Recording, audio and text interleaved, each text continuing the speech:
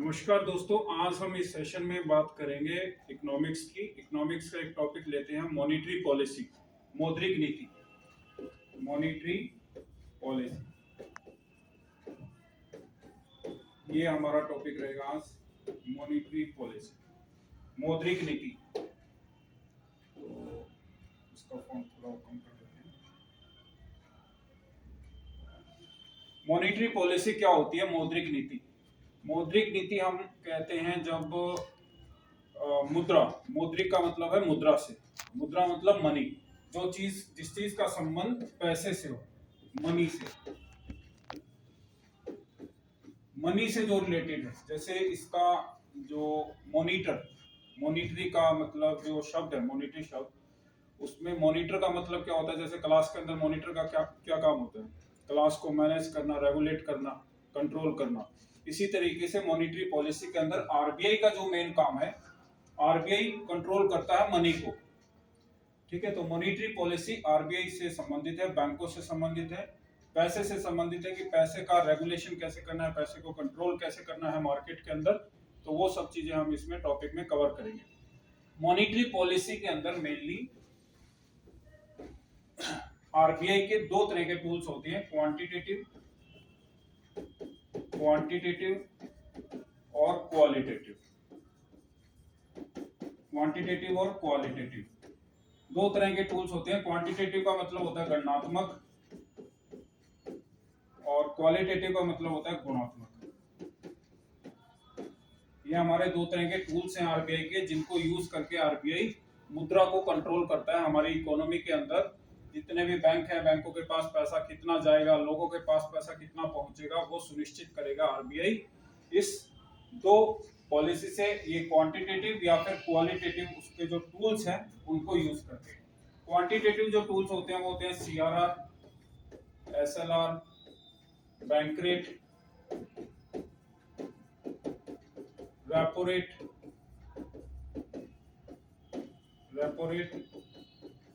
Open market operation,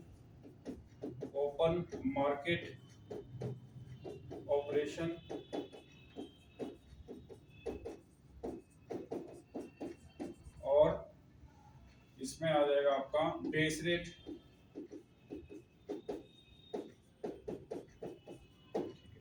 तो इनकी हम बात करेंगे। ये होते हैं आरबीआई के क्वांटिटेटिव टूल्स। इसमें सीआरआर क्या होता है? कैश रिजर्व रेशियो, नकद आरक्षित अनुपात।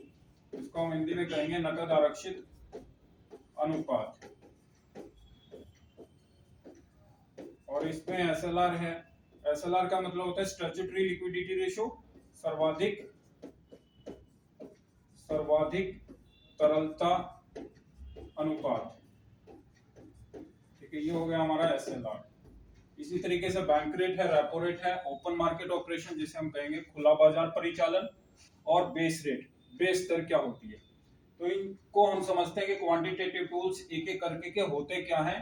अगर हम बात करें सीआरआर की, कैश रिजर्व रेशियो, ये वो सम ऑफ अमाउंट होता है बैंक का, जो बैंक को आरबीआई के साथ आरक्षित रखना होगा, रिजर्व रखना होगा।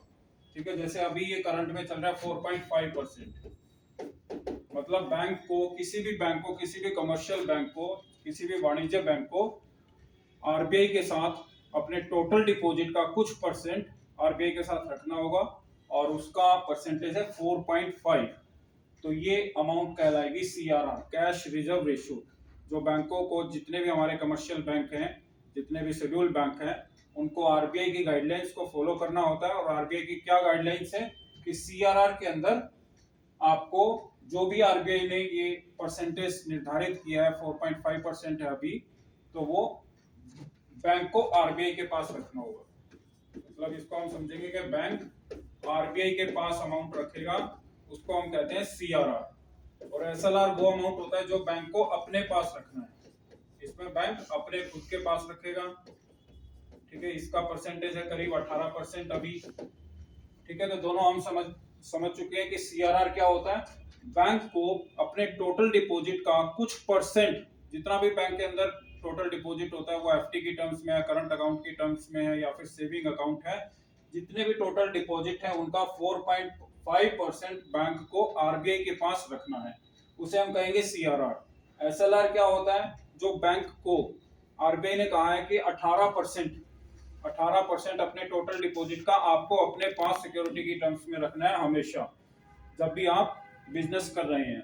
तो 18% बैंक ने अपने पास रख लिया, 4.5% बैंक ने आरबीआई के पास रख दिया, और इसकी एक लिमिट हो सकती है। सीआरआर जो है वो 3 to 15% तक वेरी कर सकता है, मतलब 3 से 15% के बीच में आरबीआई कहीं भी ये आंकड़ा रख सकता है। और एसएलआर के अंदर ये लिमिट है 15 से 40 के बीच। बैंक रेट की अब बात करते हैं। बैंक रेट और रेपो रेट क्या होते हैं, दोनों में एक डिफरेंस है। बैंक रेट अगर लंबी अवधि के लिए अगर लोन लेना है किसी भी बैंक को आरबीआई से, तो वो बैंक रेट पर लेगा 90 दिन से ज्यादा के लिए। अगर 90 दिन से कम समय के लिए अगर वो लोन लेता है तो उसको रेपो रेट पर ये लोन मिलेगा आरबीआई से। इसका परसेंटेज अभी चल रहा है 6.5 और रेपो रेट भी हमारा चल रहा है 6.5। हालांकि आरबीआई इसको कभी भी कम या ज्यादा कर सकता है। अगर उसे लिक्विडिटी को बढ़ाना हुआ मार्केट में आरबीआई को, तो वो इस परसेंटेज को कम रखेगा, जिससे कि बैंक उससे ज्यादा लोन लेंगे, और ज्यादा लोन लेंगे तो मार्केट में ज्यादा पैसा जाएगा, जिससे ज्यादा डिमांड बढ़ेगी तो अपने आप इन्फ्लेशन जो है धीरे धीरे मतलब बढ़ने लगेगा। अगर उसे पैसे को कंट्रोल करना है आरबीआई को, तो फिर वो क्या करेगा, इन रेट को बढ़ा देगा।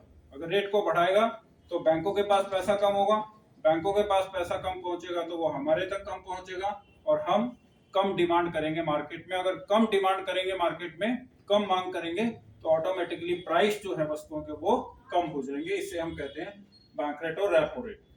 बैंक रेट और रेपो रेट के थ्रू आरबीआई महंगाई को या मंदी की सिचुएशन को, अगर डिमांड के बढ़ने की वजह से मंदी आ रही है मार्केट में, या फिर डिमांड के कम होने की वजह से, ज्यादा होने की वजह से अगर महंगाई हो रही है, तो दोनों सिचुएशन को कंट्रोल कर सकता है।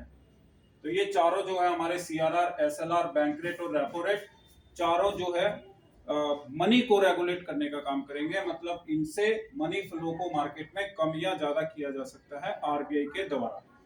इसके बाद है ओपन मार्केट ऑपरेशन, खुला बाजार परिचालन, जिसके अंदर आरबीआई सिक्योरिटीज को सेल करता है। इसमें एक पीस ऑफ पेपर होता है जिसको वो सेल कर देता है मार्केट में किसी को भी, और उस पर जितना भी मेंशन होगा, जैसे मान लो इस सिक्योरिटी के ऊपर लिखा हुआ 5 करोड़, और ये उसने दे दिया अंबानी को, तो अंबानी से वो इस वक्त ये 5 करोड़ रुपए ले लेगा और उसको ये पीस ऑफ पेपर दे देगा सिक्योरिटीज, और फिर कुछ टाइम पीरियड के बाद वो आपस में एक्सचेंज कर लेंगे, जिससे कि पैसा वापस अंबानी को दे देगा ये 5 करोड़, और 5 करोड़ के साथ इसको इंटरेस्ट दे देगा, और वापस वो सिक्योरिटीज आरबीआई के पास आ जाएगी। इसका यूज क्या होता है, इसका फायदा क्या मिलेगा? इसका फायदा ये मिलेगा कि जब भी आरबीआई को मार्केट में पैसे को कम करने की जरूरत पड़ेगी, तो वो यहाँ सिक्योरिटी सेल करेगा तो मार्केट से पैसा आरबीआई के पास पहुंच जाएगा, और मार्केट में इस तरीके से डिमांड कम हो जाएगी, और डिमांड कम रहेगी तो अपने आप वस्तुओं का जो प्राइस है वो कम हो जाएगा, और इन्फ्लेशन जो है, महंगाई का जो दौर चल रहा होगा, वो कंट्रोल हो सकता है। इसी तरीके से बेस रेट है। बेस रेट में आरबीआई निर्धारित करता है कि कम से कम क्या लैंडिंग रेट होना चाहिए बैंक का। मतलब जब बैंक से कोई भी लोन लेने के लिए जाता है तो मिनिमम क्या परसेंटेज हो सकता है। जैसे अभी आरबीआई की गाइडलाइंस के थ्रू 7.25% से लेकर के, ये बेस रेट है हमारा 7.25 से 8.80 तक वेरी करता है। अभी करंट में ये परसेंट है, ठीक है, आरबीआई की गाइडलाइंस है उसके। तो बेस रेट इसीलिए सुनिश्चित करना पड़ता है ताकि बैंक अपनी मोनोपोली ना कर सके।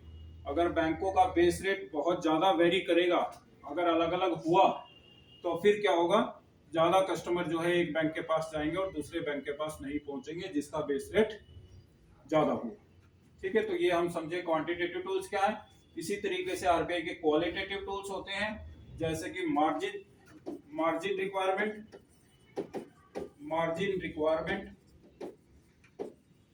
और इसमें होता है सिलेक्टिव क्रेडिट कंट्रोल,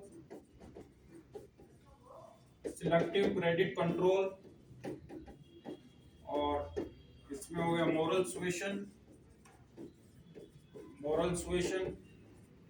और इसमें हो गया डायरेक्ट राशन और एक होता है rationing of credit. Rationing of credit, ये 5 हमारे आरबीआई के क्वालिटेटिव टूल्स कहलाते हैं। मतलब ये गुणात्मक टूल्स हैं जो कस्टमर की या बैंक की गुणवत्ता के बारे में बताएंगे। मतलब इनको एक एक करके हम समझ लेते हैं। मार्जिन रिक्वायरमेंट को हिंदी में कहेंगे सीमांत आवश्यकता। मतलब जब भी आप बैंक के पास लोन लेने के लिए जाएंगे तो बैंक कभी भी आपको पूरा लोन नहीं देता। मान लो आपको कोई घर खरीदना है और 25 लाख रुपए का घर है वो, और आपको लोन चाहिए, तो बैंक कभी भी आपको 25 लाख रुपए नहीं देगा, वो आपको 20 लाख देगा या 18 लाख देगा। ये होता है मार्जिन रिक्वायरमेंट कि उसका एक अंश जो है वो आपको अपनी तरफ से पूरा करना होगा और बाकी जो परसेंटेज है वो बैंक आपको लोन कर देगा। ये इसीलिए किया जाता है ताकि ये सुनिश्चित किया जा सके कि वो कस्टमर सही है, सही में वो घर को खरीदना चाहता है, ये जरूरी है। और कई बार ऐसे कस्टमर मिल जाते हैं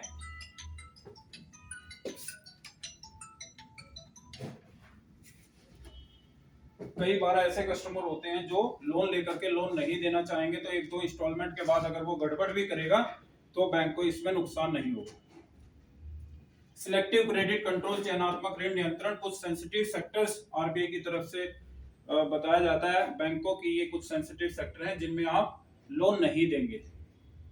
मॉरल सुएशन मतलब नैतिक उत्तेजना, इसमें आरबीआई की तरफ से गाइडलाइंस जो होती है उनको बैंक को फॉलो करना होता है कि आपको कस्टमर का हित जरूर देखना है। जब भी आप कस्टमर से बिजनेस कर रहे हैं, डील कर रहे हैं, तब आपको कस्टमर को लूटना नहीं है।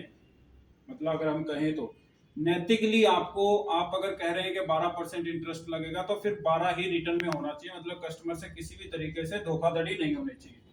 डायरेक्ट एक्शन मतलब सीधी कार्रवाई। अगर बैंक आरबीआई के द्वारा दिए गए दिशा निर्देश को फॉलो ना करे और उसका उल्लंघन करे तो बैंक पर सीधी कार्रवाई हो सकती है। मतलब उसको पेनल्टी लग सकती है या फिर उसका लाइसेंस भी रद्द कर सकता है आरबीआई।